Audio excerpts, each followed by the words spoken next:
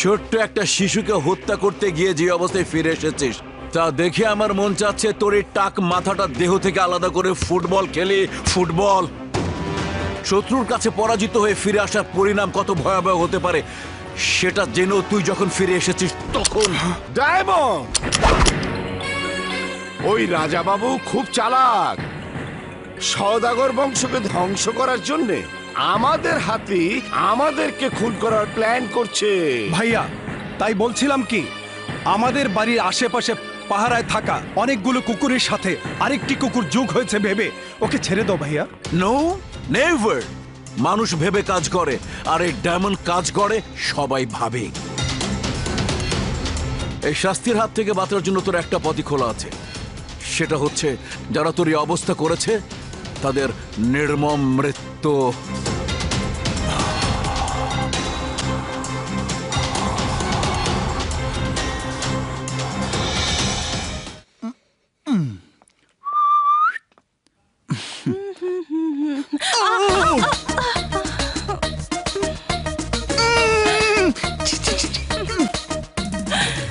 তোমাকে দেখে হোঁচট খেয়ে পড়ে যাওয়াটা না এখন আমার অভ্যাস হয়ে গেছে। এই নিয়ে বহুবার ট্রাই করেছি হোঁচট খেয়ে নিজেকে সামাল দিতে, কিন্তু তোমাকে দেখা মাত্রই আমার এই দুষ্ট পা দুটো কিছুতেই ব্যালেন্স রাখতে পারে না। তা তোমার কোথাও ব্যথা লাগেনি তো? ব্যথা? এই ধাক্কা খেয়ে ব্যথা পাওয়ার মতো বডি আমার না। ওয়াও, তার মানে আমার বডি খুব সফট। জানো, আমার বান্ধবীরা বলেছে কারোর সাথে সম্পর্ক তৈরি হওয়ার পর মন চাইলে তাকে জড়িয়ে ধরে রাখতে। এই, আমি তোমাকে একটু জড়িয়ে ধরি।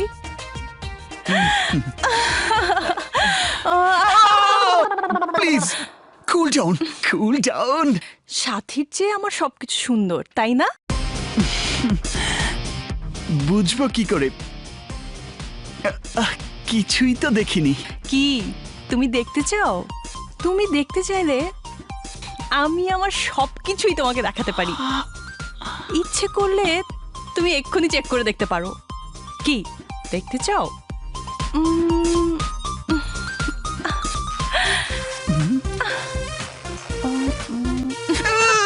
ওরে বাবা রে, না না, ডার্লিং, আর দেখাতে হবে না। আমি বুঝতে পেরেছি তোমার সবকিছুই সুন্দর। ডার্লিং, তুমি তাহলে চান্সটা কাজে লাগাও।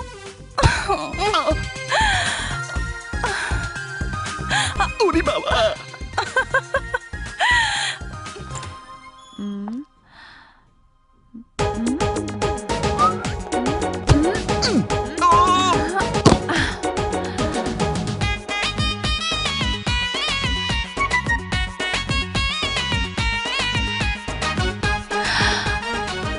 তুমি ওই শত্রুদের বিরুদ্ধে লড়াকু হওয়ার পর থেকে আমি তোমাকে কাছে পাচ্ছি না, তাই সুযোগ বুঝে আজ যখন পেয়েছি তখন আর ছাড়ছি না।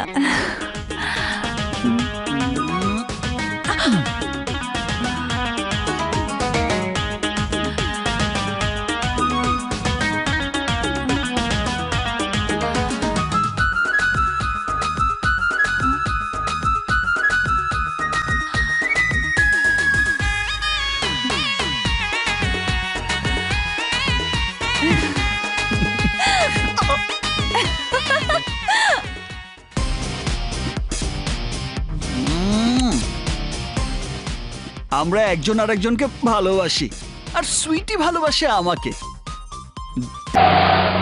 আচ্ছা রাজা বাবু, হঠাৎ আমরা সবাই শপিং এ যাওয়ার কারণটা কি? বিয়ের জিনিসপত্র কেনাকাটা করব। ও মাই গড, তুমি আমাকে এভাবে সারপ্রাইজ দেওয়ার জন্য নিয়ে যাবে তা আমি ভাবতেও পারিনি। আচ্ছা, আমাদের বিয়ে কোন দিন হচ্ছে? কোথায় কি বলে? তোমার বিয়ে কখন কোন দিন কার সাথে হবে তা একমাত্র উপরওয়ালাই জানে। এখন আমরা মমতা আপুর বিয়ের কেনাকাটা করতে যাচ্ছি। ওয়াও, মমতা আপুর বিয়ে কোন দিন?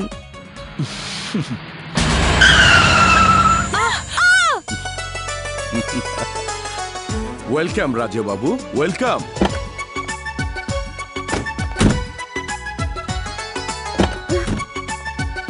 আর ইউ ম্যাড?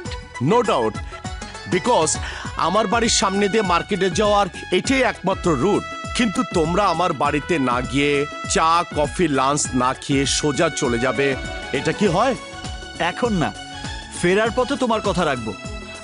তুমি আমাদের সাথে চলো না। সরি ব্রাদার, আমাকে তোমাদের সব আপ্যায়নের ব্যবস্থা করতে হবে। সো তোমরা গো। এই সবাই গাড়িতে ওঠো, আসি। আসেন। যাও। By. By Raja Babu. By.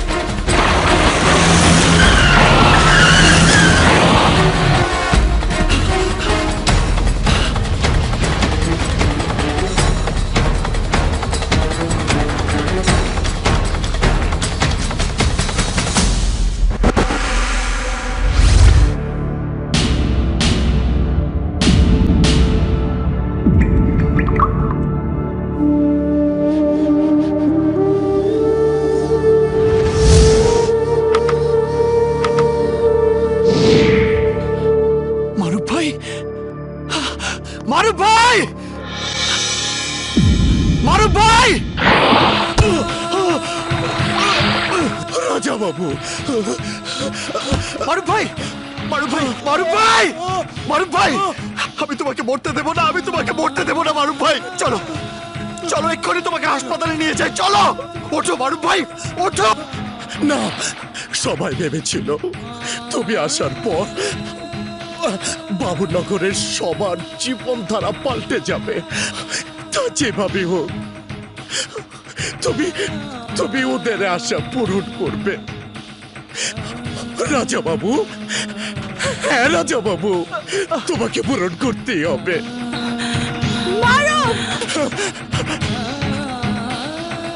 Sorry Mamata, তোমাকে নিয়ে আমার আর ঘর বাঁধা হলো না।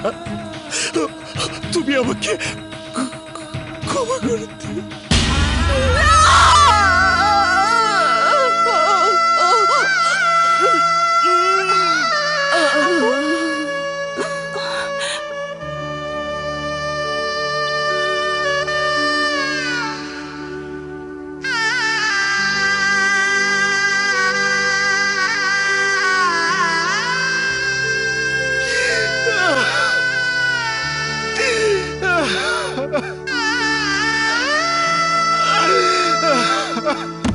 সেদিন আকরাম সওদাগর আমাকে ঘোড়ার পায়ের সাথে বেঁধে ছেড়ে দেওয়ার পর তুমি তা দেখতে পেয়ে আমাকে রক্ষা করেছো, আর আমাদের বেগম সাহেবা সহ সৈয়দ বাড়ির সবার জীবন বাঁচিয়েছো।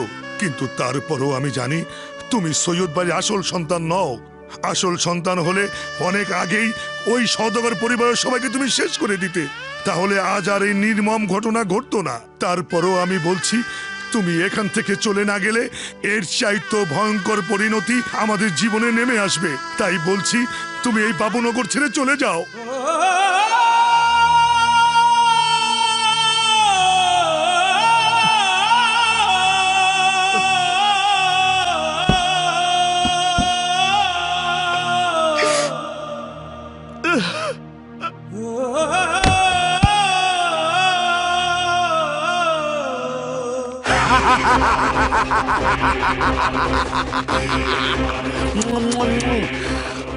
আমান যে কামান দাগিয়েছে তাতে আমার মন খুলে নাচতে ইচ্ছে করছে, তাই এই খুশিতে আজ সবাই নাচ